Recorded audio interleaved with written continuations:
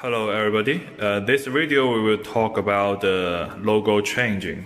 And then I will show you how to change the logo. First you log in the PC backend system.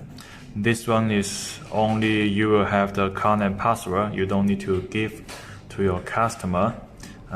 Click the system management, operator inform, and then the operator setting, click edit and upload the logo. You just select your company logo,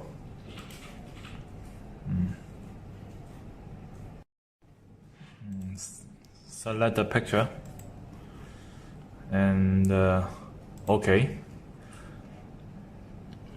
and then this logo will go to the machine and the mobile phone backend server.